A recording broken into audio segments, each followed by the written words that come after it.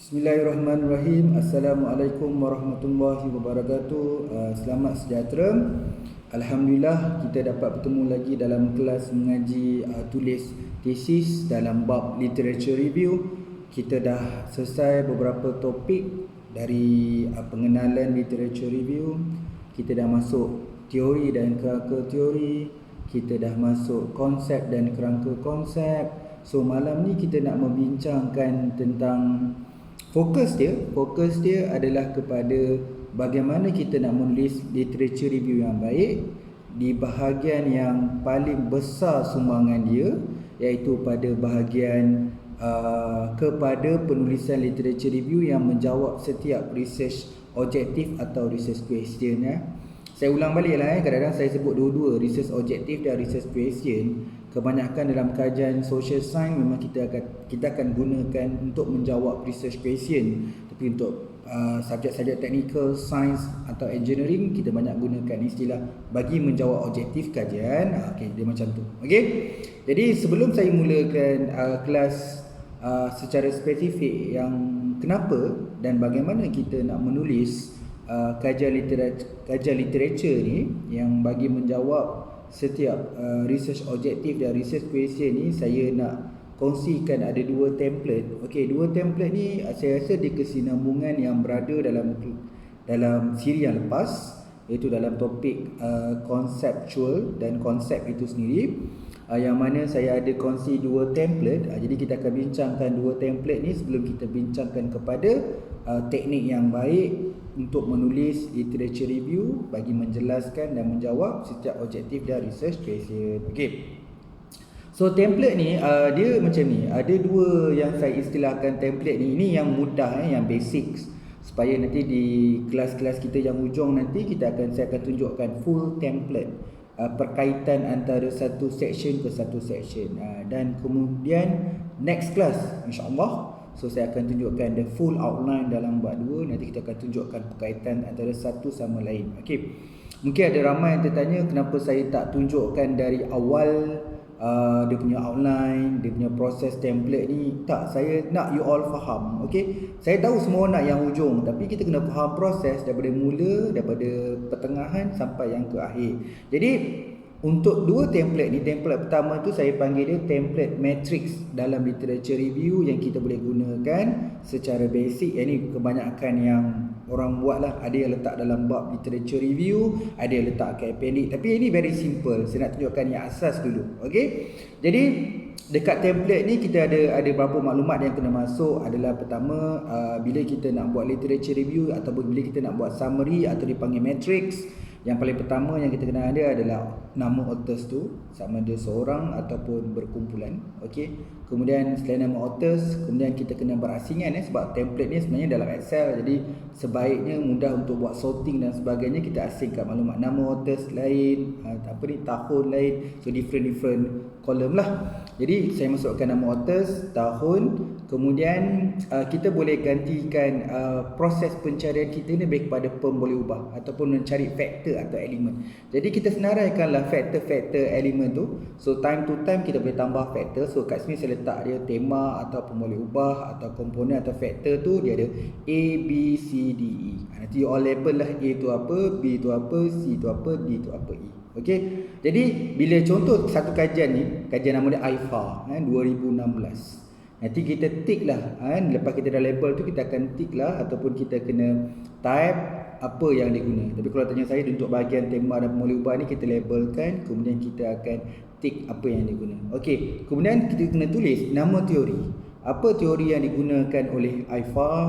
Okey, kemudian kena beritahu strategi penyelidikan, contohnya digunakan case study dan apa dia punya dapatan. Okey, jadi maklumat ni kita nak mengisi nama authors, tahun, kemudian kita tick setiap faktor atau boleh ubah itu, kemudian kita masukkan dia guna teori atau model apa, kemudian masukkan dia punya strategi metodologi, macam tadi case study ke, kajian tindakan ke, eksperimen ke, kemudian apa dapatan dia. Jadi kita menjadikan, bila kita baca satu artikel atau satu tesis, kita boleh jadikan dia sebagai satu summary lah dalam proses pembacaan, atau dipanggil record.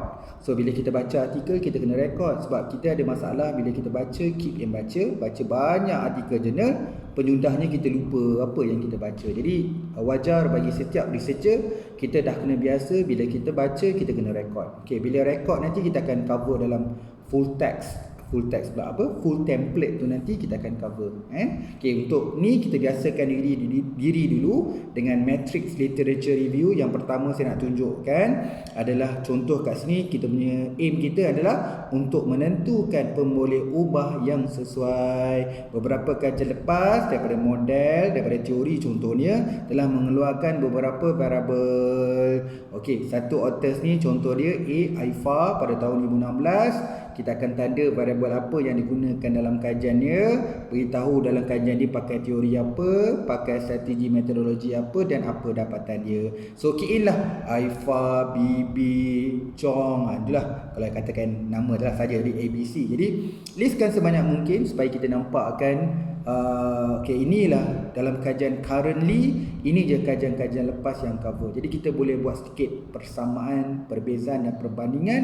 So apa yang banyak orang guna, apa yang kurang orang guna. Kajian terbaru 2020 tahun 2021, apa yang dia kaji. Jadi kat situ kita akan nampak. Kat situlah biasa seorang researcher dalam bab 2 ni kena ingat, dia akan memberi kelompongan. Dan so kita sebagai researcher, kelompongan tu maksudnya tiada kajian dia buat terhad, contoh dia ada potensi, ada peluang untuk kita buat benda tu. Jadi kita jadikan dia sebagai satu kelompongan lah, yang maksudnya orang terlepas pandang ataupun kajian tu jadi satu keperluan yang kena buat atas dasar perubahan dan keperluan itu sendiri untuk buat kajian. Jadi kat sini sebagai salah satu lagi template tambahan pada koleksi you all, untuk bila menulis literature review kita ada beberapa template. Jangan risau, nanti kita akan buat integrasi antara satu template ke satu template tu nanti di hujung kelas literature review ni nanti.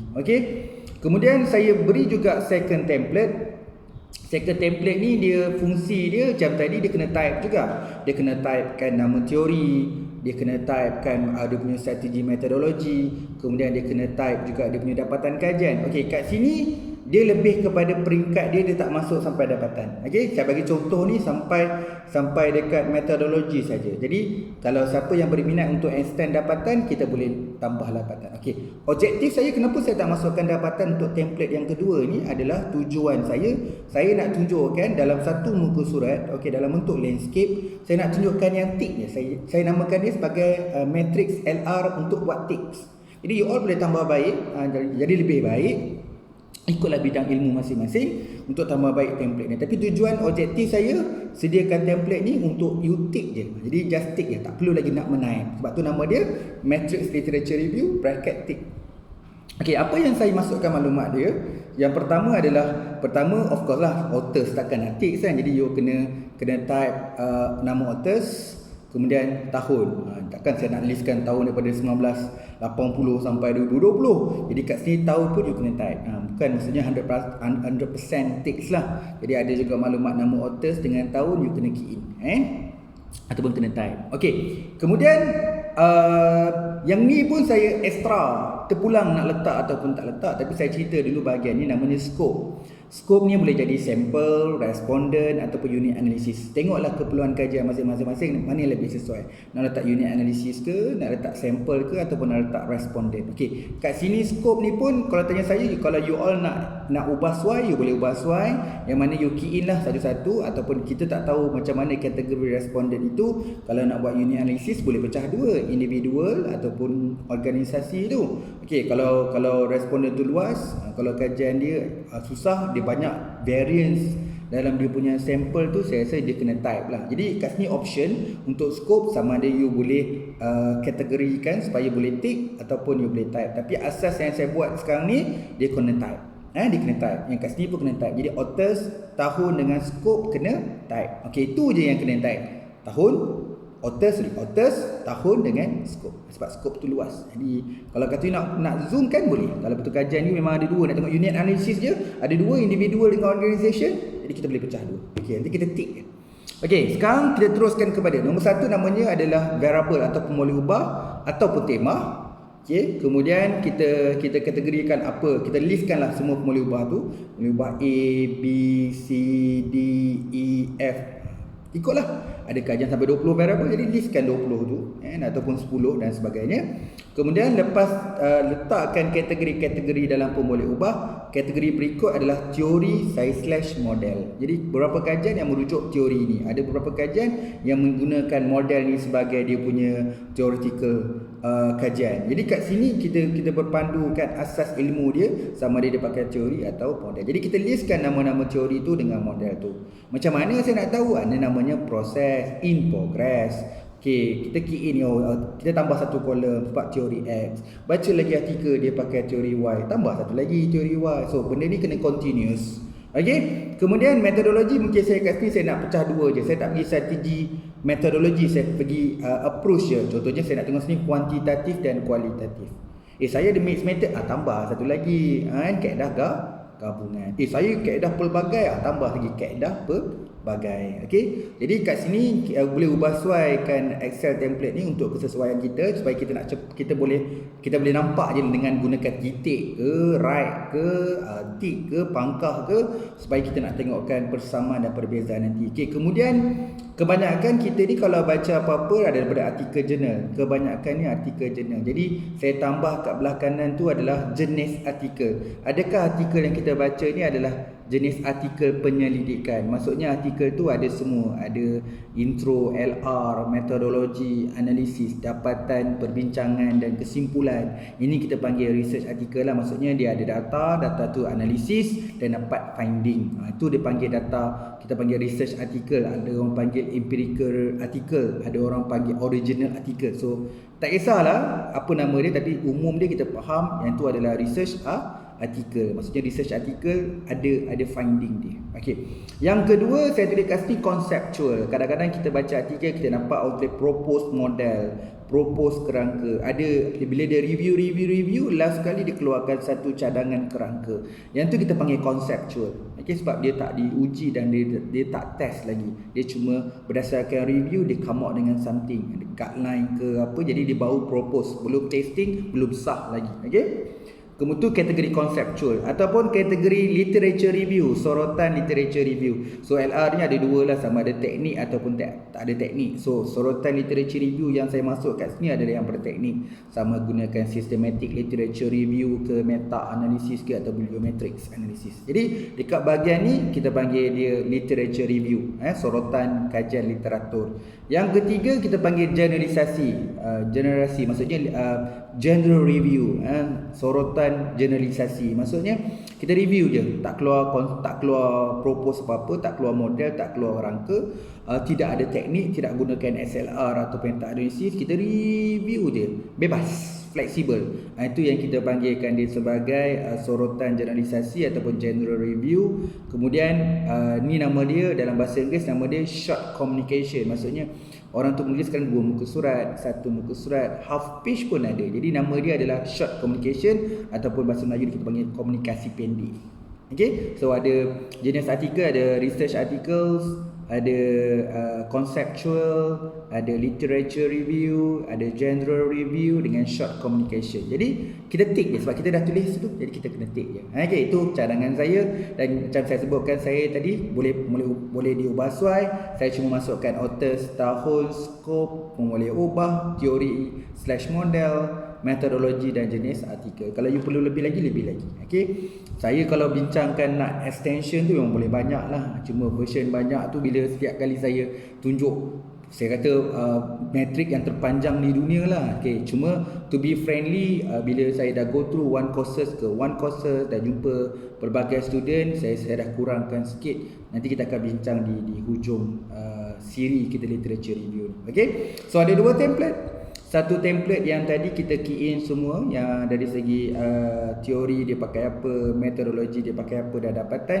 Dan satu lagi template kita kebanyakannya tick, cuma beberapa maklumat awal je lah, tahun, authors dengan scope kita type, yang lain cuma kita tick. Tapi kita kena labelkan kategori itu satu persatu. Jadi gunalah Excel, nanti add on, you boleh tambah, you boleh edit, you boleh ubah sesuai dari masa ke semasa. Okey. Okey, kita pergi kepada objektif utama kita untuk hari ini, untuk membincangkan penulisan literature review bagi menjawab objektif dan persoalan kajian. Okey, saya dah ubah slide ni. Saya rasa you orang pertama yang akan dapatkan slide ni. Saya ubah slide, saya lebih rigorous sikit menjelaskannya. Mungkin saya akan terlalu mengembangkan sesuatu penjelasan itu, tetapi temanya hari ini, apa saja yang saya sebut hari ini adalah untuk menjelaskan bahawa literature review tu penting kepada sebuah penyelidikan. Kita kena ingat objektif kita buat tesis adalah untuk menjalankan penyelidikan.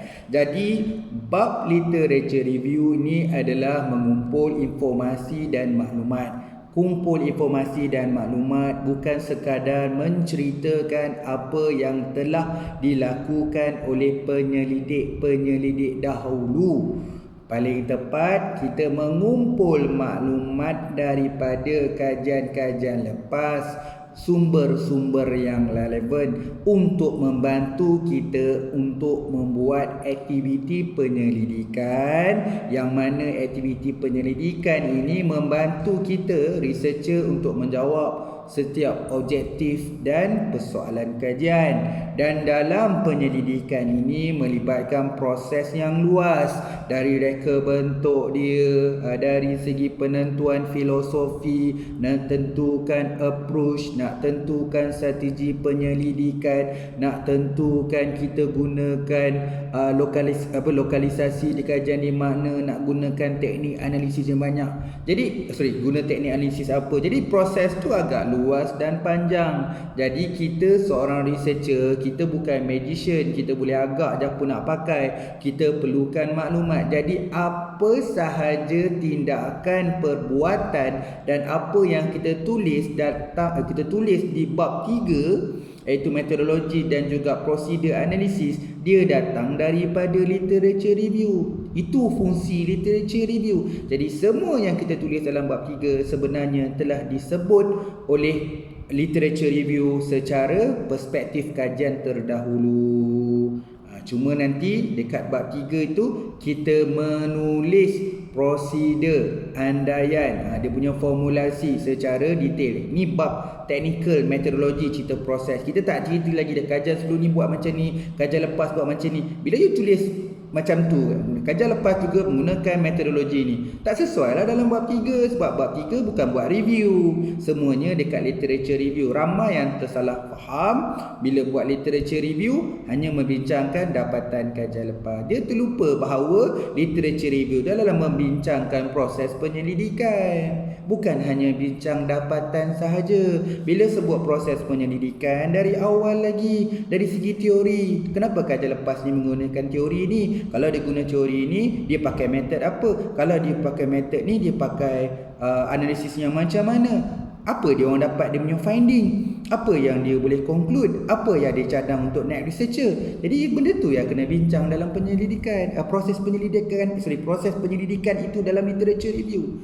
Yang tu yang kadang-kadang bila saya baca, kebanyakan ni cuma beritahu tujuan dan dapatan. Kajian ini telah melaksanakan, dapatan ini menunjukkan dapatan. So dia beritahu objektif dengan finding saja. Okey, kat situ yang saya nak perbetulkan, literature review adalah satu proses penyelidikan yang mana sebenarnya tugas literature review lepas ni dia nak pass button dekat orang metodologi supaya orang metodologi tahu apa dia nak buat. Bukan orang metodologi explore. Salah lah. Orang metodologi tak perlu explore dah, sebab semua tu dibekalkan maklumat oleh orang buat literature review. Kena percaya ke? Kena percayalah, sebab kita researcher, kita yang review. Jadi you kena review apa yang you dapat dan you kena buat apa yang you review. Takkan you review dalam literature review sebut benda lain, metodologi yang you buat benda lain. Itu bukan nak marah, tapi just nak beritahu bahawa ramai orang buat mistake ataupun buat pembahagian penjelasan antara perkaitan antara bab demi bab tidak selari. Kat situ yang kita nak kena tekankan. Okey, alright, itu dia punya mukadimah. Okey, tapi dia punya slide ni, kalau ada yang saya dah sebutkan tadi, mungkin saya sampai dekat slide ni saya just baca je lah, sebab saya dah perjelaskan dari awal yang umum lah. Okey, yang pertama kita kena tahu adalah kenapa literature review. Kenapa kita kena menulis literature review bagi menjawab objektif dan research question. Nombor 1. Okey, dia merupakan bahagian yang terpenting dalam literature review. Okey, ialah kita buat literature review adalah mencari maklumat sebab kita nak buat penyelidikan. Buat penyelidikan nak buat apa? Kita wakilkan objektif dan research question. Kenapa penting objektif dan research question? Sebab kita nak menyelesaikan masalah kajian. Jadi kita kena kumpulkan maklumat yang fokus, yang relevan, yang kepada proses penyelidikan kita nanti, memberi manfaat kepada penyelidikan kita. Okey, refer di piramid terbalik tadi yang kita cover sebelum ni, yang ada gambar rajah piramid terbalik tadi. Cuba kalau you tengok, saya listkan bahagian ni yang bagi menjelaskan dan menjawab penyataan masalah, objektif dan research question sebagai nombor 1 yang terpenting dalam literature review. Okey. Yang kedua, saya senaraikan ada 5 komponen penting. You kena ingat kalau nak follow slide ni, 5 perkara ni kena ingat. Okey, yang pertama ada satu, you kena faham Ingat, nombor 1 dia punya law dia kat sini, you kena faham apa saja perbincangan kita ni adalah bila menulis berfokuskan kepada research question dan research objektif. Okey, nombor 1, menjelaskan teori dan konsep yang dipilih dalam kajian dapat menyokong research objektif dan research question. Okey, hujah dia macam ni. Kita memang dah tulis dekat kerangka konseptual yang kita beritahu kajian kita menggunakan asas utama sebagai teori. Ini sokongan sebagai konsep, sebagai sokongan. Kita dah nyatakan benda itu dalam bab 2 dalam kajian kita. Tetapi bila you buat review, tengok kajian-kajian lepas, you tidak membincangkan kajian lepas tu menggunakan teori apa, menggunakan konsep apa. You kena review, kena ulas sebab just nak beritahu teori dia tu dengan kajian kita nanti mungkin sama, mungkin berbeza. Kenapa sama, kenapa berbeza? So benda tu you kena discuss among antara previous research dengan previous research. Okey, kita jangan bincangkan hal kita bincangkan kajian-kajian lepas, tapi biar berlakukan perbincangan tu biarlah ada tone, ada positif negatif, takkan semua benda yang positif je. Okey, kajian ni dapat macam ni, sebaliknya kajian ni macam ni lah pula, kajian ni dapat sama, kajian ni dapat beza, biasalah tu. Itu dah namanya perbincangan. Jadi dekat sini jangan terlepas pandang bila buat literature review, nak buat perbincangan penulisan yang merujuk kepada teori dan model kajian dia. Okay, bila refer Ahmad 2016 dengan menggunakan teori, itu maksud saya. Okey, kalau dia tak ada, tak payahlah sebut. Tapi kalau ada, sebutlah. Jadi kat sini yang terlepas pandang nombor 1 bila nak buat literature review. Okey, kadang-kadang orang terlepas pandang untuk selitkan nak buat perbincangan dengan teori. Okey, dekat atas kan dah cerita teori, tapi dekat atas tu perbincangan teori lebih just beritahu teori ni apa definisi dia, apa fungsi dia, beberapa kajian lepas yang gunakan teori ni apa dia dapat. Okey, tapi dia secara umum, dia tidak secara pengkhususan kepada salah satu objektif dan research question. Bila kita bincang satu persoalan kajian, kita akan bincangkan mana kajian lain sebelum ini pun menggunakan persoalan kajian yang sama. Dia menggunakan teori apa untuk menyelesaikan persoalan kajian nombor 1 ni. Yang tu dia kata kena ada perlu perbincangan khusus untuk persoalan dengan objektif kajian, di mana kita bincang kajian lepas apa teori dan model yang digunakan. Itu nombor 1. Kena ingat teori ataupun model ataupun teori konsep. Yang kedua adalah penyataan masalah. Okey, kita kena faham bila buat literature review ni kita kena menjelaskan tu mesti ada sokongan, fakta atau sumber. Bila sebut penjelasan tu mesti ada sokongan dengan fakta. Kita tak boleh guna ayat-ayat kita sendiri. Bahawa penyataan masalah kajian berpotensi dijawab oleh research objektif dan research question. Kita kena ingat bila kita dah faham, dalam kepala kita sentiasa kita bawa penyataan masalah aku yang ni. Kita tahu penyataan masalah aku wakilkan kepada research objektif dan research question. Jadi bila kita menulis dalam literature review, bila buat perbincangan, penjelasan kita tu sebenarnya membuka kepada satu potensi untuk mendapatkan jawapan. Okey, bila menulis, betul lah apa yang dia cakap ni align dengan masalah yang kau hadapi sekarang. Jadi ini bahan atau maklumat yang boleh menyokong untuk penyelesaian. Jadi dia sebenarnya berlaku kat sini dalam proses ni. Bila kita menulis literature review, kita kumpulkan informasi dan maklumat tu, sebenarnya kita membantu untuk menjelaskan bagaimana research objektif dan research question tu untuk bekerja lepas ni, untuk melaksanakan aktiviti penyelidikan itu. Secara tidak langsung dia sebenarnya membantu penyelesaian kepada penyataan masalah. Jadi bila buat literature review, kita kena selalu fikir, apa aku punya penyataan masalah? Adakah aku mengumpulkan maklumat ni sebenarnya memberi satu sumber ataupun support, sokongan kepada untuk menyelesaikan aku punya masalah kajian. Jadi nombor 2, adalah penyataan masalah. Nombor 3, kita pergi kepada aspek metodologi dan analisis. Okey, metodologi dan analisis. Menjelaskan metodologi analisis. Okey, bila sebut metodologi ataupun analisis, dia melibatkan satu proses proses. Dia ada proses aturan dia yang akan digunakan nanti bertepatan dan sesuai. Adakah kita gunakan metod dan analisis itu tepat dan sesuai? Kena ada sokongan dari segi perbincangan kajian terdahulu bagi menjawab secara khusus research objektif ataupun research question. Yang tu you kena faham lah bahawa bab literature review ni juga kena bincang aspek metodologi dan analisis yang digunakan oleh kajian-kajian lepas, untuk kita tahu bahawa kalau kajian lepas tu dia lebih kurang daripada kajian kita menggunakan metodologi tersebut. Perlu diperbincangkan kemungkinan kita membuat decisions untuk memakai metodologi yang sama dengan dia pakai, kerana dia mendapatkan dapatan seperti mana yang kita nak, seperti mana yang kita sebut di bab 1, jangkaan dapatan, kepentingan ataupun signifikan kajian. Okey, tu kena faham bahawa metodologi dan analisis juga perlu ada perbincangan dalam literature review supaya kita nak bantu di bab metodologi nanti, bab 3, apa metod yang patut kita buat. Okey. Kemudian yang seterusnya, nombor 4 adalah dapatan dan cadangan. Okey, dapatan dan cadangan ni nanti pentingkan juga supaya kita dapat menjelaskan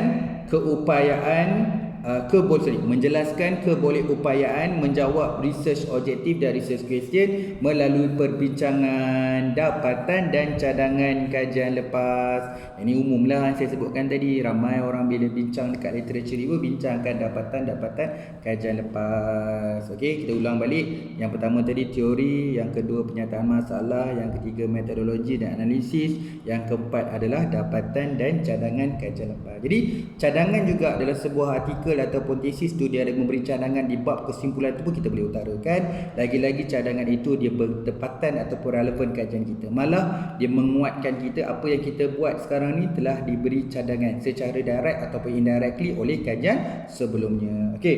Yang keenam adalah contribution. Okey, kadang-kadang kajian ni bila kajian lepas dia akan bincang contribution, impact dia. Okey, kenapa kita kena cerita juga contribution dan impact? Kenapa kita kena buat perbincangan juga? Okey, ialah of course lah di kajian kita pun ada perbincangan juga, ada impact juga, ada sumbangan juga.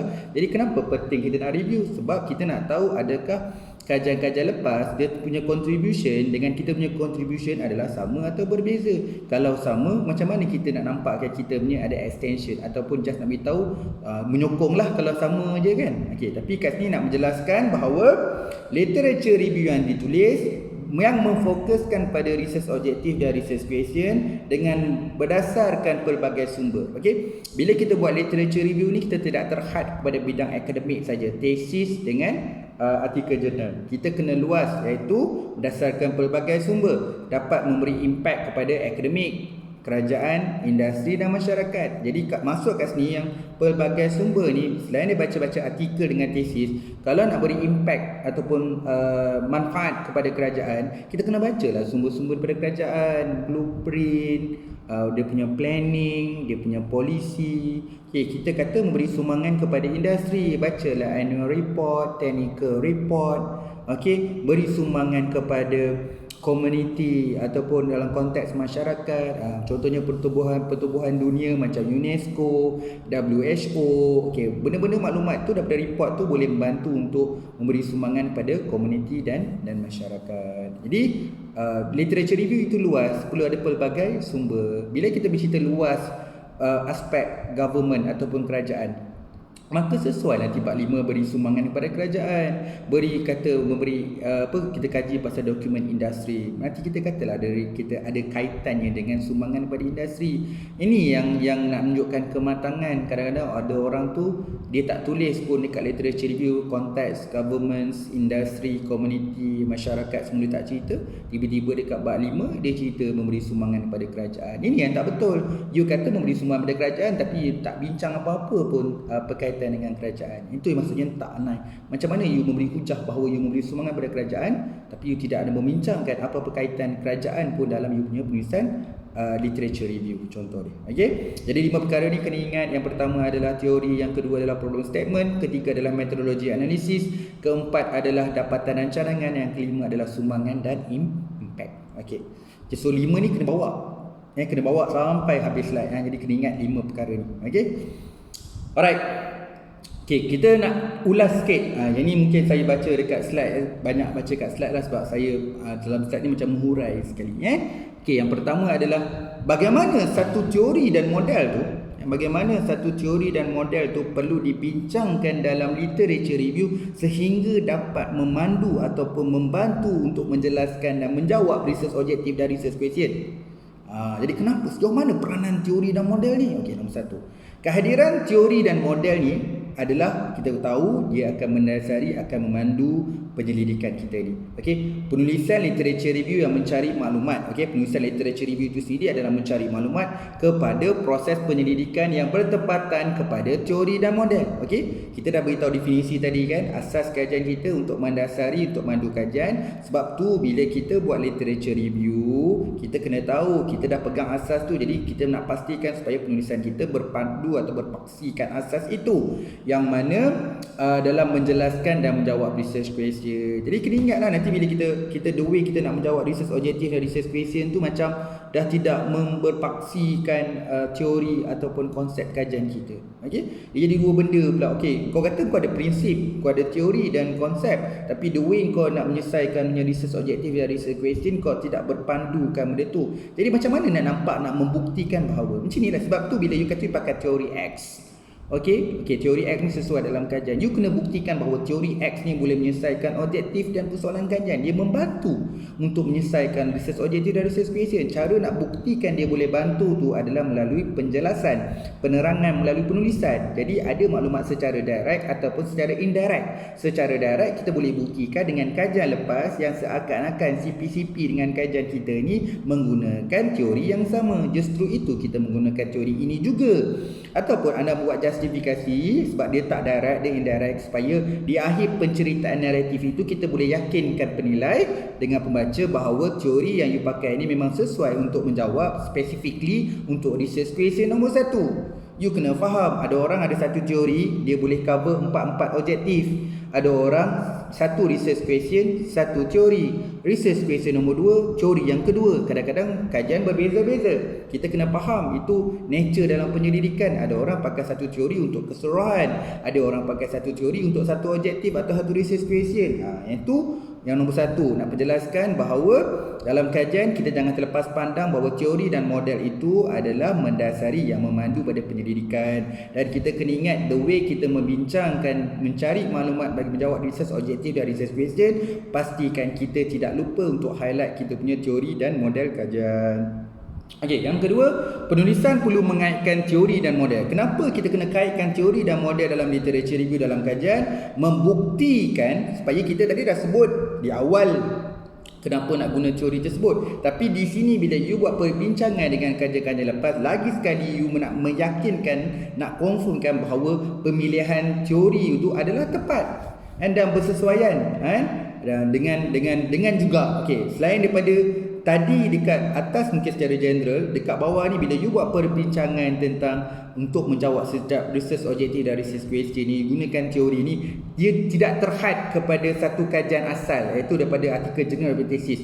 You kena kembangkan yang saya sebutkan tadi, memperkayakan sumber kajian dengan menggunakan daripada kebetulan yang kita nak pakai teori itu sebenarnya disebut juga dalam dasar, disebut juga dalam annual report, disebut juga dalam model ataupun technical report. Jadi kita boleh katakan bahawa teori ini sesuai dan tepat, merujuk pada situasi semasa. Dalam annual report pun mengatakan lebih kurang benda yang sama, dia selari, dia align dalam target dia, dalam aim yang sama.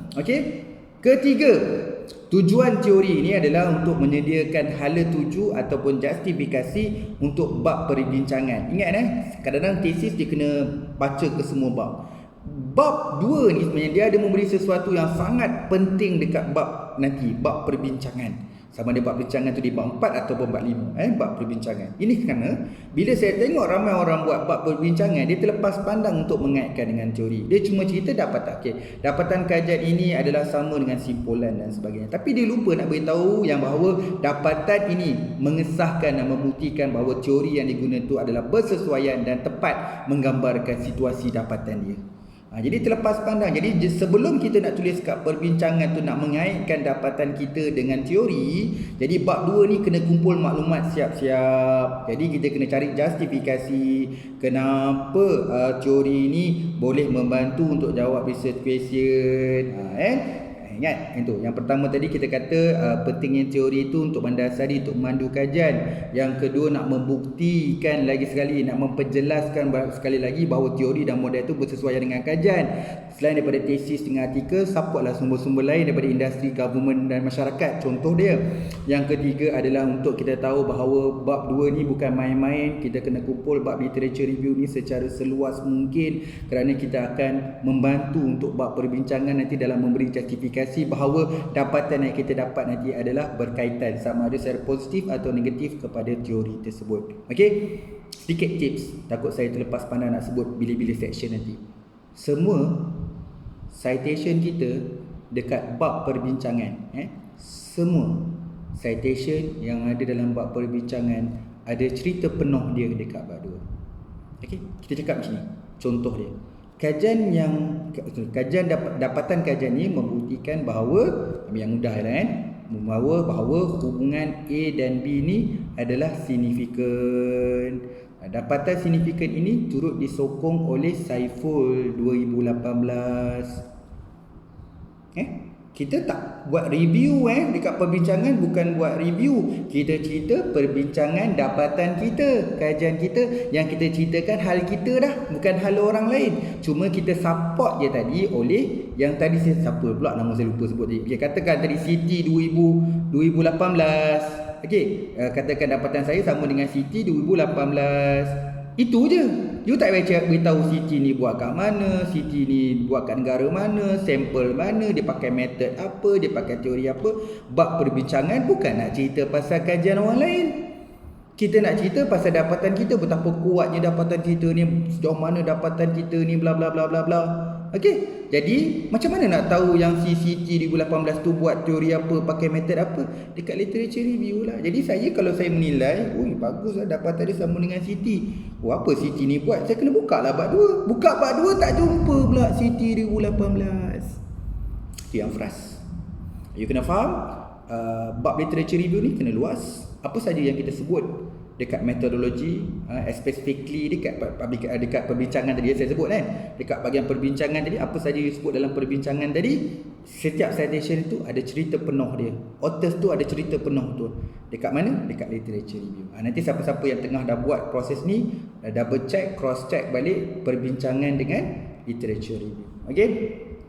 Yang kedua, kenapa tadi kita cover kenapa pentingnya teori ni kepada untuk menjawab kita punya research objektif dan research question. Yang berikut dia penyataan masalah. Kenapa kita kena bawa penyataan masalah ni?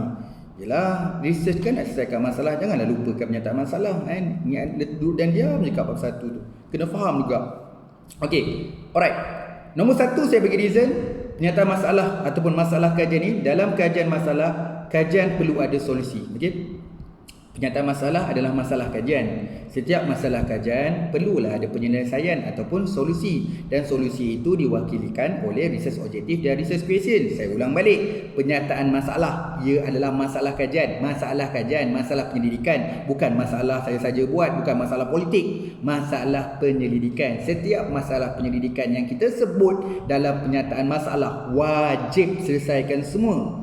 Kalau ada satu statement dalam penyataan masalah, dalam bahagian penyataan masalah tu sebut masalah tak, kalau tak selesaikan bermaksud tesis tak lengkap. Jadi semua yang you tulis dalam penyataan masalah perlu diselesaikan.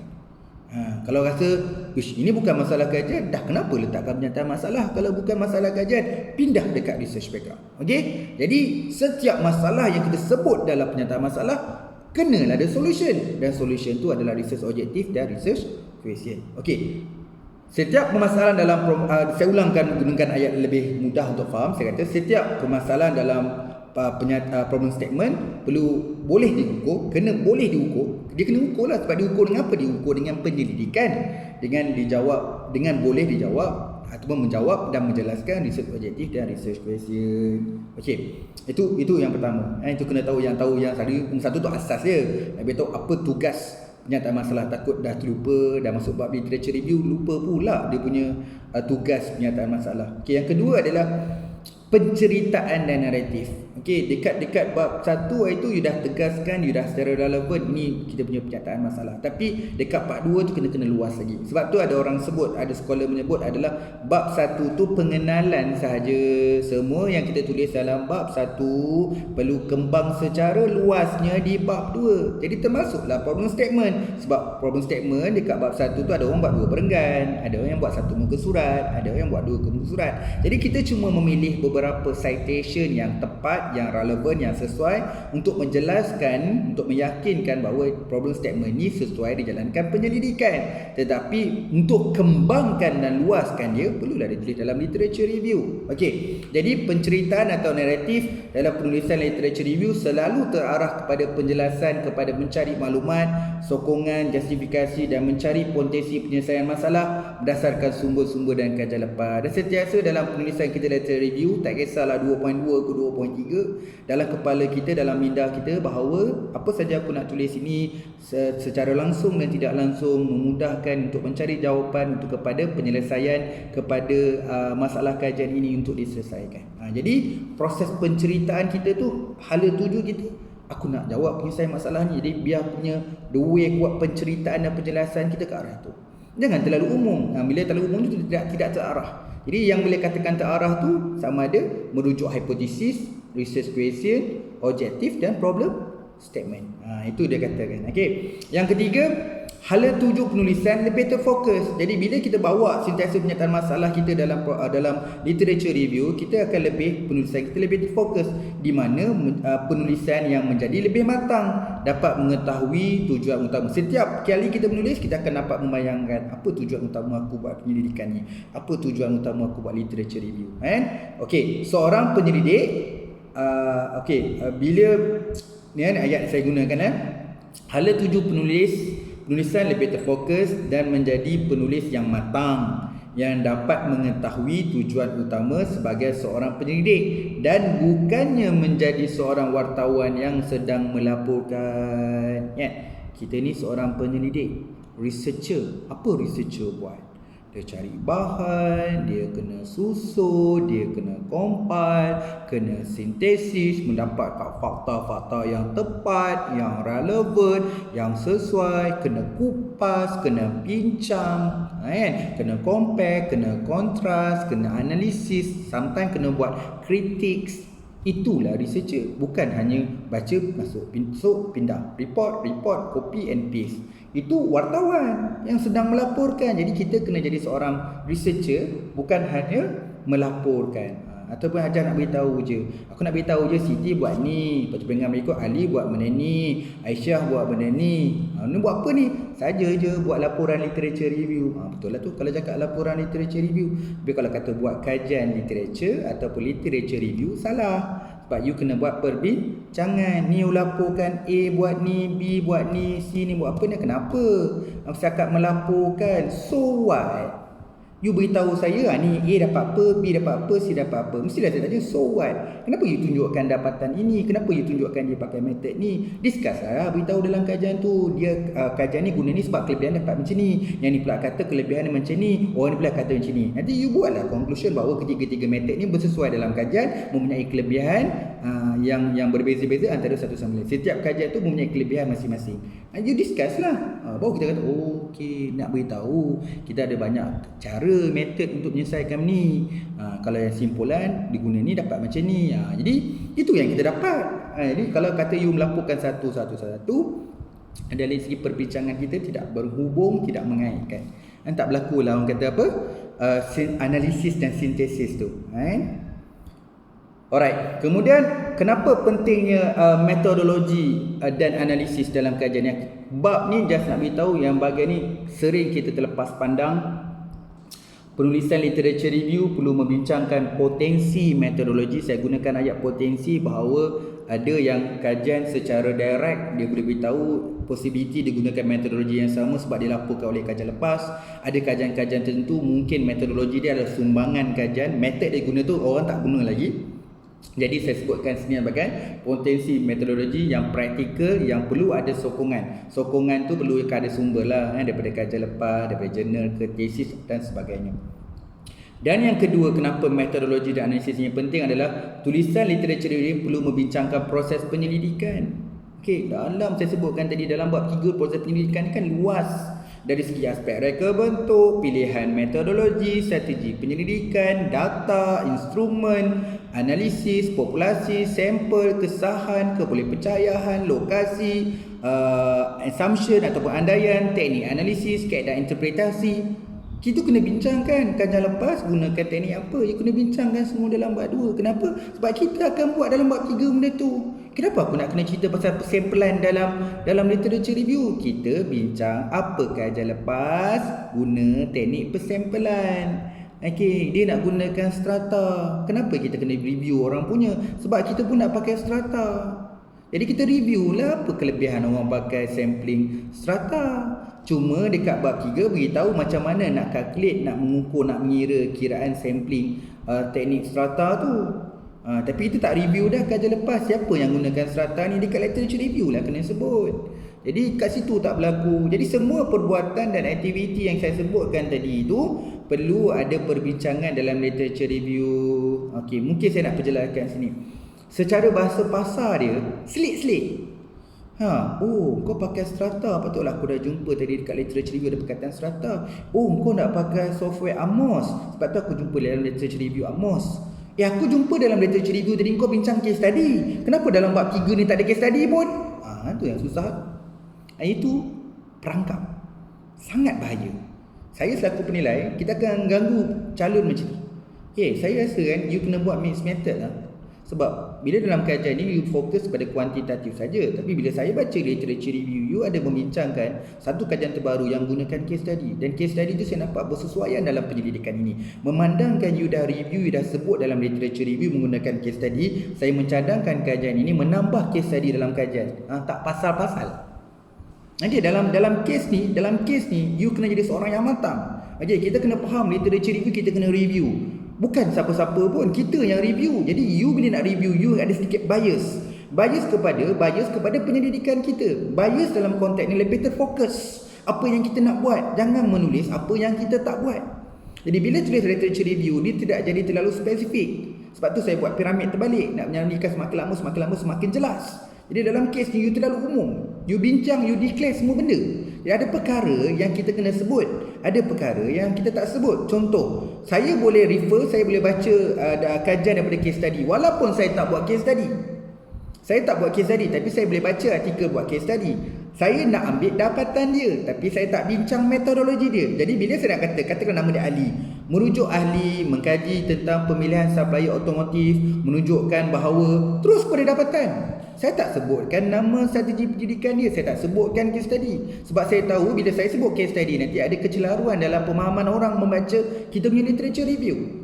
Jadi saya ambil dapatan. Tapi kalau kajian saya memang saya plan nak pakai SAM, Structure Question Model, saya nak pakai software Amos.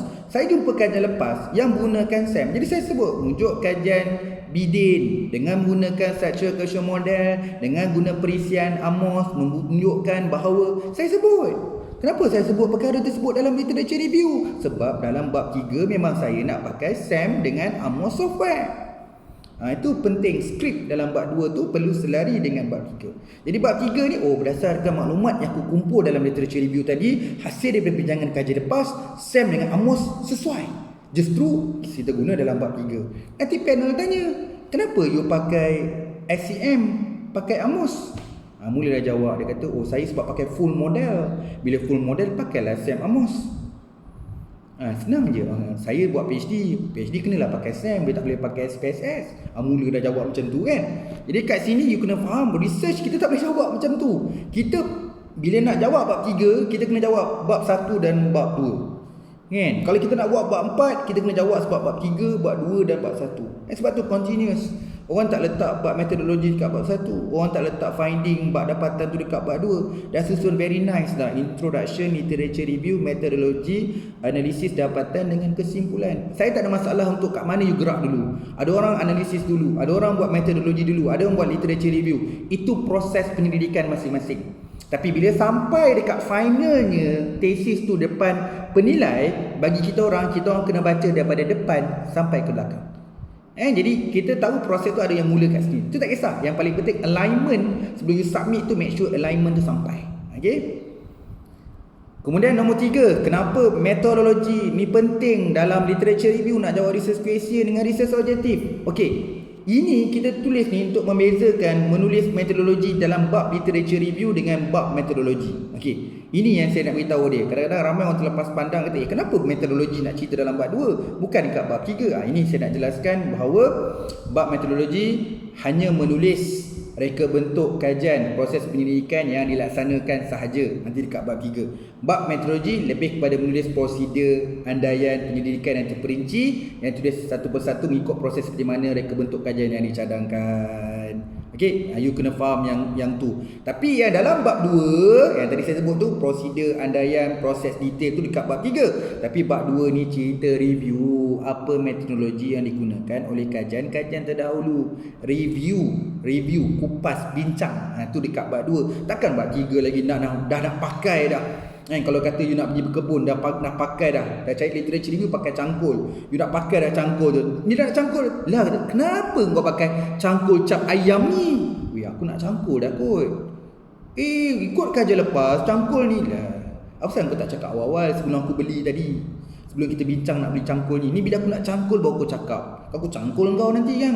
Kat situ dia tak faham. Itu nak kena faham, metodologi kena bincang kat bab 2 sebab kita nak review apa metodologi yang orang guna sebelum ni. Bab 3 tu dah kena tulis apa yang kita nak pakai saja. Okey. Nombor 4, metodologi dan analisis tu memberi gambaran aktiviti dan proses penyelidikan sebenar. Okey, akan dilaksanakan di bab metodologi. Contoh bab metodologi menggunakan penyelidikan bawang sebagai reka bentuk kajian, guna SAM dan perisian amor sampling kotak. Ini semua perlu dibincangkan dalam literature review. Maksudnya sekarang ni apa yang saya beritahu, apa saja kita sebut, nak pakai research onion ke, nak pakai SAM ke, nak pakai sampling kotak ke, apa semua dalam bab 3 kita dah nampak dah bayang-bayang ataupun selit-selit perkataan itu dalam literature review. Okey. Kemudian kenapa dapatan dan cadangan juga penting dalam literature review? Yang ni semua orang dah tahu, ni ramai orang bincang, memang semua orang dah buat. Kan? Siap ada lagi cara-cara lama, kajian-kajian lepas dalam negara, kajian-kajian lepas luar negara. Saya tak setuju online macam tu. Sebab tu saya akan cadang cadangan lain. Saya lebih suka online, lebih terfokus pengkhususan. Okey, mana literature review yang menjawab research question nombor 1? Tu 2.6. Mana literature review yang menjawab research question nombor 2? Tu 2.7. Saya lebih suka pengkhususan. Saya tak suka macam rojakkan sekali ataupun asing-asingkan sehingga tidak berlaku kritis dalam penulisan, tidak ada analisis dan sintesis. Okey. So dapatan kajian merupakan aspek utama yang perlu diperbincangkan dalam penulisan literature review. Alasan pelajar tidak menemukan dapatan sama ada tidak dapat diterima oleh SV atau dinilai. Okey, kadang-kadang pelajar selalu beri alasan, saya tak dapatlah kajian lepas yang sama, susah saya nak buat literature review. Okey, statement macam tu, siapa-siapa pun SV yang penilai tak suka dengan perkataan itu. Okey, sebab you buat research. Saya tak jumpa literature review, betul lah. Sebab tu you buat penyelidikan, sebab tu you buat research. You jangan beritahu saya you tak ada. Kalau you tak ada, buat apa you nak study back rumah je? Kenapa nak buat PhD? You sebelum nak buat PhD, you kena tahu bahawa you pilih tajuk ni sebab ada kelompongan kurangnya literature review. Sebab tu you kena buat juga pembacaan yang banyak supaya you cari literature review dapat maklumat. Mana ada polis, detektif Conan dapat maklumat, ini pembunuh was here, mana ada?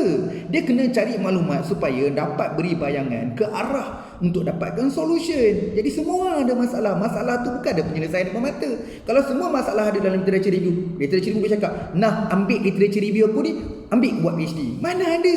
Kita yang kena buat penceritaan itu. Jadi kajian lepas yang hampir-hampir, yang CP ada perkaitan kecil, ada niat, ada objektif yang hampir sama, yang ada secara langsung ataupun tidak langsung, memungkinkan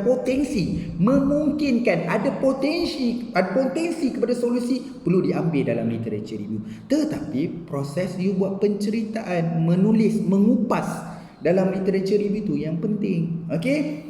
Bab pengenalan di bahagian jangkaan dapatan, kita bab 1 kita dah beritahu kemain lagi kita punya jangkaan dapatan kita penuh satu muka surat, kita beritahu dapatan yang dapat tu, dapatan yang akan dapat ni. Tapi macam mana you nak buktikan? Dalam literature review kena buktikan, dia kena kumpulkan maklumat supaya apa yang kita sebut dekat bab 1 kepentingan dapatan tadi ada literature review yang menjelaskan logik relevannya kenapa kita letak kat kepentingan kajian dapatan kita macam ni. Berdasarkan kajian lepas, kalau topik macam ni dengan bila kita gunakan teori macam ni dengan metod macam ni, analisis ni akan dapat dapatan ni. Itu tujuannya you review dapatan, supaya dapatan itu membuktikan dapatan kajian lepas juga memberi gambaran jangkaan dapatan. Sebab tu saya sebut sebenarnya kadang-kadang memang betul pun bab 1 bab 2 ni jalan serentak. Okey, kita buat bab 1, kalau supervisor nak buat bab 1 pun umum dulu, general dulu, tak not really specific atau perfect ataupun sempurna. Bab 2 tu kena kupas betul-betul sebab you banyak baca, banyak nulis, lepas tu baru kita baiki balik bab 1. Itu pun kita tunggu bab 3 lagi. Bila dah align bab 3, bab 2, bab 1, barulah bab 1 itu nampak cantik, nampak solid dia. Okey, bincang dapatan kajian semuanya. Bila bincang dapatan kajian ni, saya buat kajian hubungan yang positif dan signifikan. Habis tu literature review positif dengan signifikan je. Habis tu yang negatif, yang tak signifikan tak review. Ni masalah bila nak buat penceritaan semua apa, saya tekankan analisis dengan sintesis, sebab kita kena keluarkan emotion. Ada part masa positif, ada kajian ni dapat negatif. Bincanglah. Sebabkan ada orang buat positif dengan ada orang buat negatif, ni lah kajian saya buat dulu. Saya buat balik. Kenapa orang dah buat dapat signifikan, ada orang sebelum dapat tak signifikan, kenapa saya buat balik? Sebab saya keliru. Mana satu ni positif ke negatif, signifikan ke tidak. Sebab tu saya buat balik. Kalau semuanya dah signifikan, semuanya dah positif, buat apa nak buat kajian? Kan? Ada 1001 kajian sebelum ni semua positif dan signifikan. You 1002. Tak perlu dah sebenarnya. Okey. Tapi kajian tu disebabkan perbezaan politik, ekonomi, sosial dan teknologi beberapa negara menemukan dapatan yang berbeza. Justru itulah kajian kita ni buat lagi, kita testing lagi. Tu konsep yang you kena faham. Kenapa orang guna balik kajian tu walaupun dia nampak macam replicate tapi nampak relevan, kenapa dia kena study. Okey? Kemudian sumbangan dan impact. Ini saya dah sebutkan tadi secara general, saya sebut bahawa kita kena jadi seorang yang kena realisasi dan kena ada kematangan dalam menulis. Kita tahu dalam setiap research ada memberi implication dan sumbangan. So kita pastikan sumbangan kita tu kita realisasikan. Kita kena jadi matang. Kenapa? Yalah, kita akan sebut dalam bab 5, kita sebut dalam jangkaan dapatan, sumbangan kajian kita akan memberi manfaat kepada akademia, kepada kerajaan, kepada industri, organisasi, masyarakat, komuniti umumnya. Tetapi dalam literature review tidak membahaskan benda itu. Saya sebutkan tadilah, contoh saya bagi kat sini lah kan. Ramai pendidik akan menjelaskan sumbangan kajian dalam bab kesimpulan, iaitu bab sumbangan dapat memberi manfaat dan membantu memberi impak kepada akademia, kerajaan, industri dan masyarakat. Namun begitu, ianya tidak selari diperbincangkan dalam kajian literatur. Sebagai contoh, kajian dalam pemilihan pembekal terbaik di otomotif. Saya bagi contoh pemilihan supplier yang terbaik di otomotif. Pelajar boleh mengaitkan sumber lepas. Contoh, model-model atau teori otomotif. Itu perspektif akademik. Kemudian refer annual report Proton, itu perspektif industri. Refer National Automotive Policy, itu refer akademik. Kemudian beritahu bahawa statement dalam UNESCO beritahu setiap masyarakat perlu ada satu kenderaan, iaitu masyarakat. Nampak tak penulisan literature review? You bukan hanya menggunakan tesis dengan jurnal untuk akademik model teori tadi, tetapi you gunakan juga bahawa annual report sebagai industri, polisi sebagai kerajaan dan UNESCO tu mewakili dari segi aspek komuniti dan masyarakat. Itu yang baru kata sebenarnya you nanti, oh ni kajian ni memberi sumbangan pada kerajaan. Okey lah, sebab you dah discuss national polisi, you daripada industri, dah discuss Proton, cantik, daripada masyarakat, dah discuss dari UNESCO. Itu yang maksudkannya bahawa you kena jadi seorang research yang boleh merealisasikan apa yang kita sebut dalam bab 1, dalam bab 2 sama dengan apa yang dapat keluar dalam bab 5, dapat memberi sumbangan dan impact. Okey, bagaimana nak menulis literature review? Tadi kenapa Kenapa? Sekarang pergi pada bagaimana. Minta maaf mungkin kali ni slide ni agak panjang. Saya rasa Saya baru tak sampai separuh lagi. Okay, kita ada perjalanan sikit panjang. Tapi ini bahagian yang terpenting dalam literature review. Mohon maaf kalau panjang video ni. Okay. Bagaimana literature review jawab research objektif dan research question ni? Kajian literature review adalah berbentuk perbincangan, bukan hanya melaporkan. Ingat, seorang researcher dia kena buat perbincangan. Jangan melaporkan. Bukan hanya memindahkan. Itu jadi wartawan, jadi reporter, tak jadi researcher. Satu perenggan yang terbaik. Seorang researcher dia kena tahu saya akan menulis satu perenggan yang terbaik. Okey, sebelum kita cerita satu muka surat, kita banyaknya muka surat. Kita kena cerita macam mana nak menghasilkan satu perenggan yang terbaik. Satu perenggan yang terbaik ni sebut bagaimana nak menulis literature review, jawab research objective research question ni. Poin nombor 2, poin nombor 1 dia kata kita kena buat perbincangan. Poin yang kedua, kita kena tulis satu perenggan yang terbaik. Kena dalam satu perenggan tu kena ada pengenalan, kena ada isi. Isi itu fakta. Fakta ada fakta utama, fakta sokongan ataupun tersirat, ayat tersirat. Kemudian last sekali kena ada kesimpulan. Dalam satu perenggan kena ada pengenalan, kena ada isi, kena ada kesimpulan. Baru kita faham perenggan ni cerita pasal apa ni. Banyak sangat Syed Abu Syed Ali, semua fakta ni apa, banyak-banyak lombok-lombok fakta ni untuk apa? Pelan-pelan. Sebenarnya satu perenggan tu satu tema je. Satu tema tapi discuss lah dalam luar negara, discuss lah pelbagai perspektif, discuss lah finding positif negatif, tapi yang paling penting tema sama. Itu yang berlakunya kritis dalam penulisan literature review, ada analisis dan sintesis. Okey. Yang ketiga adalah tulis itu perlu ada seni kreatif. Yelah, bila kita cerita tu kajian ni sama, kajian ni perbezaan, kenalah compare and contrast, ada perbandingan, ada integrasi, gabungan, analisis, sintesis, kritik, provokasi dan kesimpulan. Itulah maksudnya seni. Janganlah tulis according to Ahmad, according to Ali. Tak boleh. Penulisan literature yang bagus untuk menjawab objektif dari research question ni perlu ada satu konsep yang dipanggil seni kreatif dalam penulisan. Okey. Persembahan. Ini persembahan penting. Presentation dalam penulisan bukan teks je. Ada masa you kena add table, add visual, grafik, infografik ke dalam you punya literature review. You kena create. Jangan ambil table kat Bank Negara, ambil gambar rajah ni dekat report. Tak boleh. PhD kena visualisekan benda lain. Gabungan beberapa jadual, beberapa table, come out dengan new visual. Itulah PhD, mampu untuk sintesis. Salah ke? Visual je tapi fakta kita nyatakan gambar tu. Kalau ada empat juga kita lukis dalam gambar rajah tu, cuma visualize tu lebih faham, lebih dekat bagi menjawab objektif dari research question. Kemudian penggunaan penada wacana. Tak guna pun tak okey, guna terlebih pun masalah. Kan? Kena faham masa bila nak gunakan. However, walau bagaimanapun, selain itu, kan, tambahan pula, bukan setiap line you kena sebut. Dalam satu perenggan tu ada 5 line, 5 penanda wacana. Mula-mula according to, gunakan in addition, hence, lepas tu however, in conclusion. 5 ayat, 5 penanda wacana. Kena tengok kesesuaian. Bila penulisan tu kena belajar, kena refer buku academic writing, kena baca conjunction word, semua tu kena refer. Okey.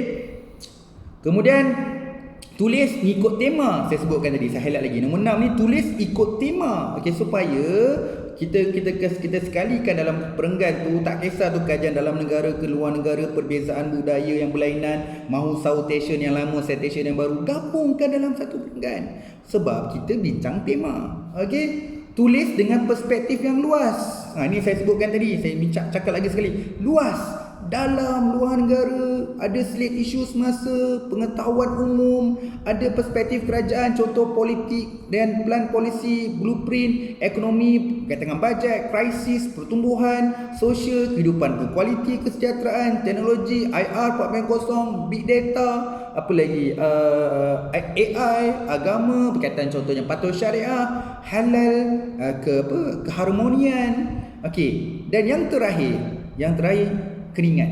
Apa yang saya sebutkan ni tadi, ingat tak? Sebenarnya kita buat literature review ni sebiji macam abstract. Apa yang anda tulis dalam abstract? Bukan kita beritahu dalam abstract tu tujuan, objektif, sebut penyataan masalah, sebut teori, okey, sebut kadang-kadang variable, sebut metodologi, sebut analisis, sebut dapatan dan sebut cadangan. Jadi literature review tu adalah abstract yang lengkap benda tu.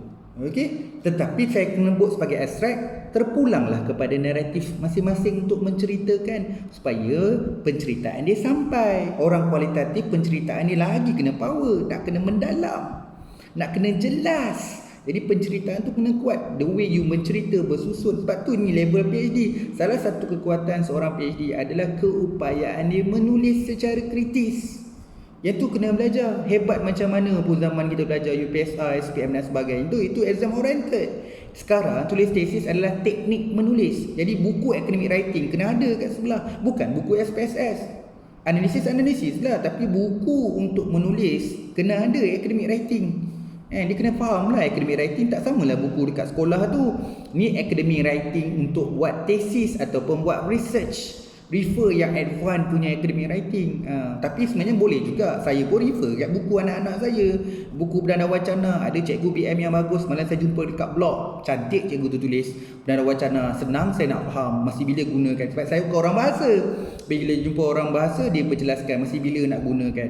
Oh, encoding tu certain ayat je boleh pakai. Merujuk contohnya. Encoding tu merujuk pada orang yang betul-betul pakar je.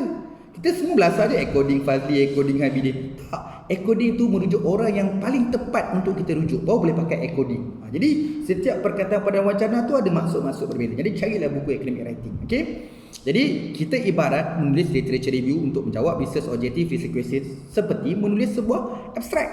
Okey, tapi kita kena kupas, kita kena ulas. Okey, apa yang ada dalam abstract? Apa yang dikatakan abstract dalam literature review? Ada 13. Saya sebutkan 13 ni. Nombor satu yang perlu ada dalam abstrak adalah pernyataan masalah atau isu yang khusus. Isu yang khusus atau pernyataan masalah. Objektif umum, tujuan atau objektif khusus. Ini biasa dalam sebuah abstrak ada maklumat ni, 13 ni. Teori dan modal. Boleh ubah tema ke, komponen ke, elemen ke, factors. Nombor 5, negara ataupun tempat. Nombor 6, sampel, responden, unit analisis atau scope. Nombor 7, reka bentuk kajian, research design. Nombor 8, pemilihan metodologi. Pakai monomethod. Monomethod maksudnya saya pakai kuali je, saya pakai kuanti je. Satu tu namanya monomethod. Saya pakai mixed method. Saya ada kuanti, saya ada kuali. Ini yang kita bincang kat metodologi. Ini pun ramai yang tak faham. Dia tak faham antara mixed method dengan mixed teknik. Oh, saya pakai interview dengan soal sidik, itu mixed teknik, dek, bukan mixed method. Okey. Kemudian multi method. Kemudian strategi penyelidikan. Okey, strategi penyelidikan ada kajian case, grounded theory, action research, survey, eksperimen. Jenis-jenis tu kita panggil strategi penyelidikan. Kemudian kita ada data, ada instrumen, ada yang pakai primary data, dia pakai apa primary data, so ada secondary data. Okey, kemudian kita ada analisis dan interpretasi. Okey, nombor 12, dapatan kajian perlu dibincangkan dalam abstrak, dan last sekali cadangan dan limitasi kajian. Jadi ada 13 perkara yang boleh bincang dalam abstrak. Okey, jadi semua 13 perkara ni perlu dibincangkan dalam literature review, pengkhususan dalam menulis literature review bagi menjawab research objektif atau research question. Okey, contoh research question saya letak kalau you masih ingat, saya ada tulis kat sini masa kita buat exercise di dalam bab 1, saya ada tulis yang pasal kita topik pasal gradient on time tu, ingat tak yang dalam matrix yang kita kena buat tu. Kita susunkan alignment, apa dia punya research background, apa dia pernyataan masalah, apa dia punya objektif, research question dengan hypothesis. Saya ambil contoh tu, bagi ni contoh. Okey, jadi saya tulis dah research question nombor 1, apakah tahap-tahap faktor pembelajaran PhD mencapai gradient on time. Research question nombor 2, mengapakah manfaat pembelajaran secara berstruktur dan sistematik bagi pelajar PhD dalam mencapai GOT perlu dianalisis. Yang ketiga, adakah terdapat kesan langsung antara teknik tulis tesis, teknik tulis artikel, bimbingan berstruktur supervisor, jalinan komuniti, khusus dan bengkel penyelidikan dan pencapaian GOT. Kemudian, adakah terdapat kesan tidak langsung antara teknik tulis tesis, teknik tulis artikel, bimbingan berstruktur SB, jalinan komuniti postgrad, khusus dan bengkel pendidikan dan mencapai GOT. Research question nombor 5, bagaimana membangunkan sistem pembelajaran PhD bersepadu GOT. Yang keenam adalah bagaimana mengesahkan sistem pembelajaran PhD bersepadu GOT. Okey, jadi cuba you tengok dekat slide nombor 17 ni, saya dah buat dah outline contoh. Jadi untuk research question nombor 1, saya letak contoh jadi 2.8. Jadi 2.8 saya faktor-faktor pembelajaran PhD dalam mencapai graduate on time. Jadi apa saja saya jumpa artikel jurnal ke dan sebagainya yang cerita pasal faktor-faktor pembelajaran PhD bagi mencapai GOT tu, saya letak 2.8. Ini menjawab kepada research question nombor 1. Okey, research question nombor 2 saya jadikan outline dalam semi literature review 2.9. Jadi saya letakkan jadi manfaat pembelajaran secara berstruktur dan sistematik bagi pelajar PhD dalam mencapai GOT. Yang ini merujuk kepada research question saya nombor 2. Kemudian saya buat pula kesan faktor-faktor pembelajaran PhD dalam mencapai GOT 2.10 saya. 2.10 saya kesan faktor-faktor pembelajaran PhD dalam mencapai GOT. Jadi saya buat sub. Saya buat 2.11, 2.12. Okey, 2.11 saya beritahu kesan langsung dia. 2.10.2 kesan tidak langsung dia. Okey, 2.10 tadi kesan faktor-faktor pembelajaran PhD dalam mencapai GOT. Tapi saya pecah 2.10.1 untuk kesan langsung secara direct, yang 2.10.2 adalah kesan tidak langsung atau secara indirect. Okey, 2.11 saya letak sistem pembelajaran PhD. Sebab saya tahu ini adalah you punya contribution, you punya extension. Jadi memang takkan jumpa orang buat sistem pembelajaran PhD bersepadu GOT tu. Memang tak ada. You orang pertama yang keluarkan. Jadi bila nak buat literature review, kita buat umum je, sistem pembelajaran PhD. Pecah pula 2.11.1 pembangunan sistem pembelajaran PhD. Apa orang bangunkan pembangunan ni? Kalau rasa tak jumpa PhD, postgrad pun tak apa, master undergrad pun tak apa. Okey. Kemudian penilaian dan pengesahan sistem pelajaran PhD.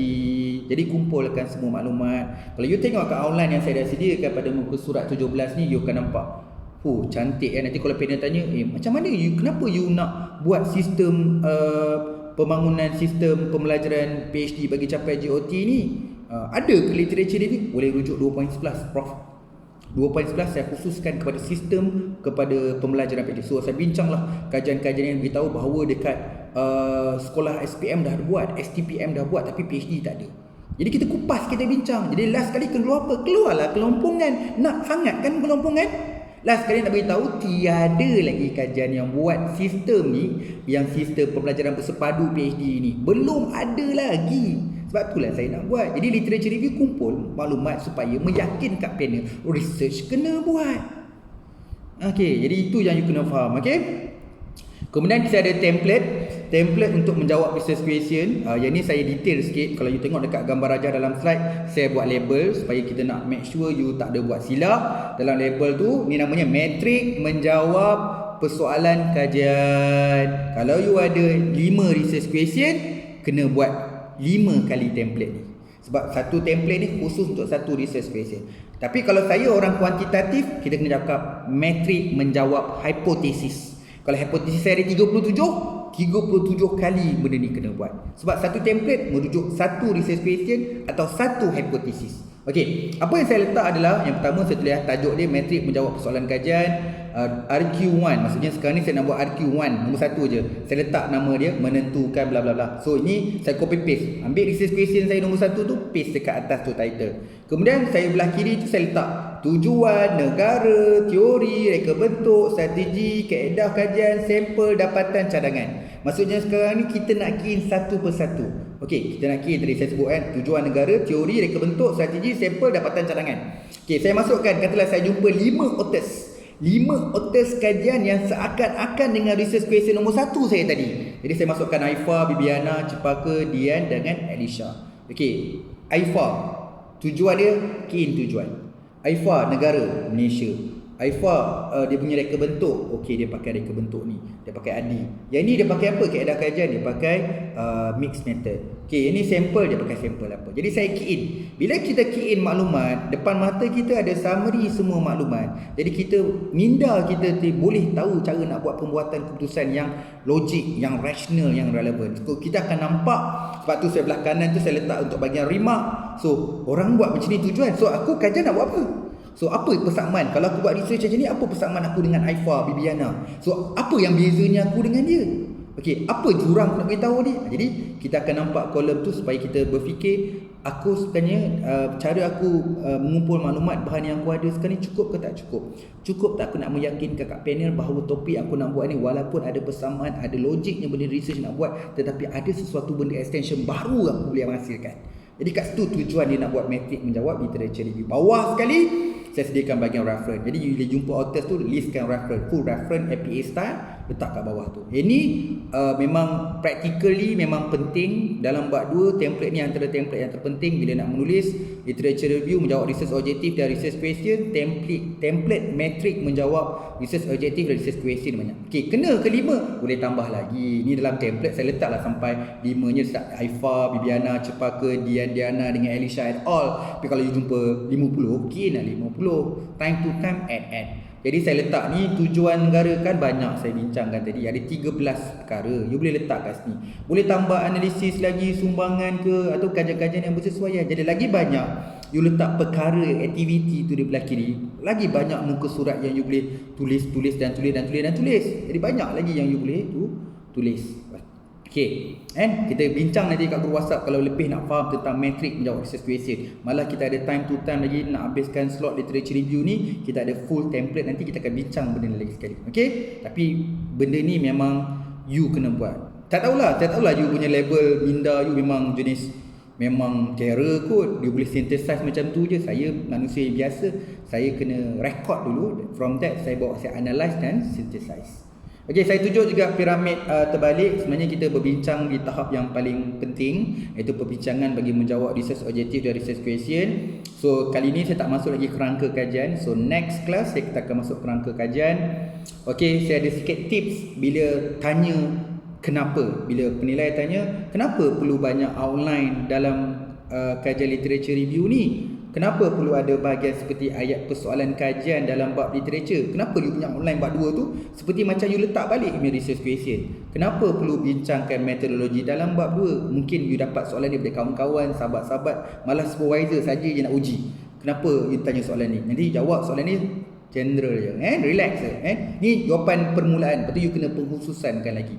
Mohon maaf Prof, saya tulis semua ini dalam bab 2 ini kerana ingin membincangkan aspek utama dalam proses penyelidikan. Yang mana dalam proses penyelidikan tu ada teori, pemoleh ubah, metodologi, analisis, dapatan dan cadangan, yang mana dia membantu menunjukkan kesesuaian dan boleh menjelaskan serta menjawab objektif dan persoalan kajian berdasarkan sumber-sumber yang relevan dan daripada dapatan daripada kajian-kajian lepas.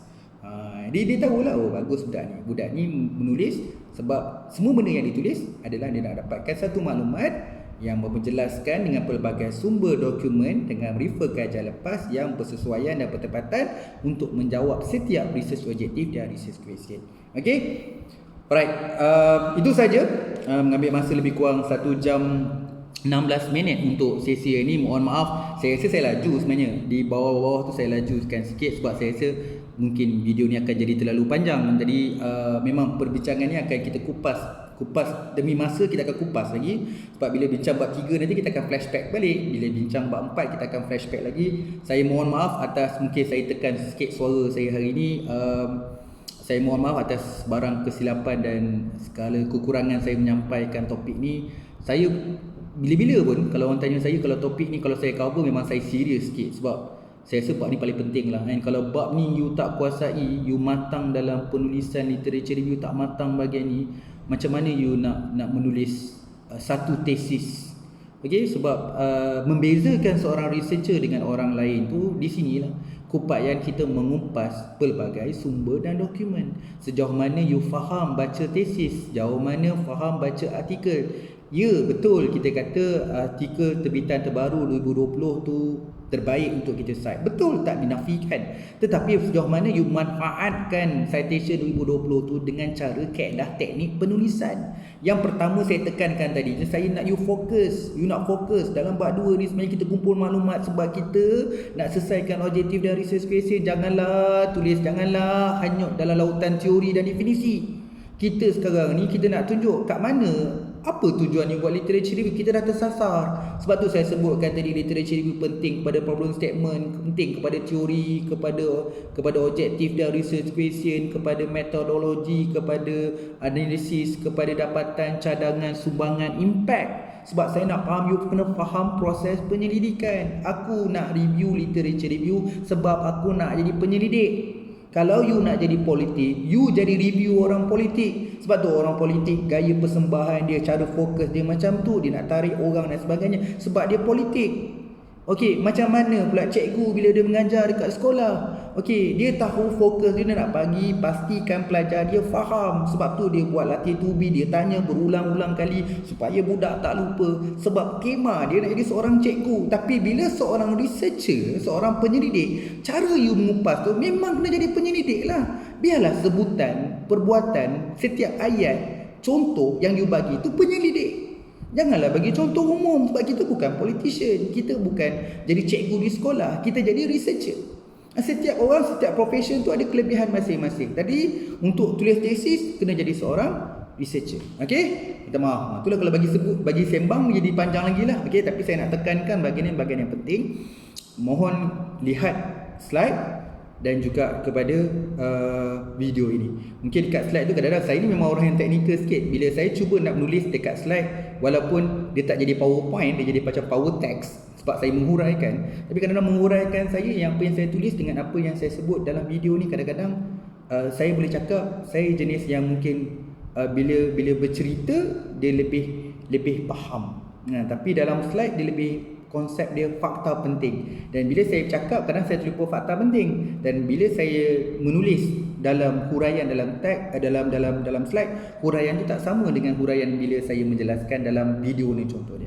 Okey, cukuplah kita ada 1 jam 20 minit supaya semua orang dapat manfaat. Lagi sekali saya mohon maaf segala kekurangan dan kesilapan dalam menyampaikan video ini. Semoga semua terus peroleh manfaat. Assalamualaikum. Terima kasih.